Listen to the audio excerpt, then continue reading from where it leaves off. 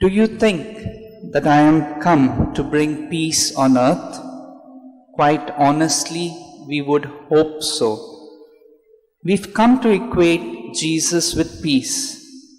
Is he not the Prince of Peace? The communion rite links him with peace. The discourse at the Last Supper is peppered with the word. Yet when he answers his own question, he confuses us. No, I tell you, but rather division. We look at the life of Jesus for clues as to how peace and division can be reconciled. One approach is to find Jesus exercising options in his life, facing moments when he has a choice of two roads: the easy, pliant one of the prevailing culture, or the lonely, reforming one. His decisions cause divisions. Some of the division and turmoil is within himself, as we would read in the Gospel of the garden scene, some between himself and others, his mother and relatives, Peter on the road to Jerusalem, the final divisiveness of the cross of scandal. Each time Jesus decides to follow the Father's will, that has two effects. It divides him off from those who won't take the step with him, and it moves him deeper into the peace that comes from being true to who you are. The peace Jesus talks about has a shape to it. It is not the wishy-washy, compromising, anything for a quiet life kind of peace we often settle for. When he mentions divisions, in the same breath, we begin to see division as almost the price of authentic peace. We could spend time going through the decisions of Jesus. He reached out. He had compassion. He'd suffered along with people.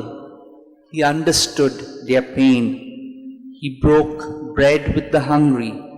He befriended the poor and sinners. He was at ease with the little, working poor people who lived in the shadow of the powerful elite.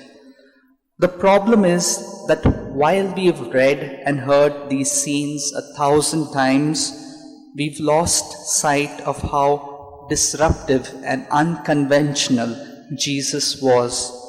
He talked of Samaritans saving Jewish lives. He praised the Father who embraced the Son who shamed him. You were to share your cloak and tunic, all you wore literally. The soldier in the occupying army was to be accompanied not just the 1 mile, but another mile unbidden.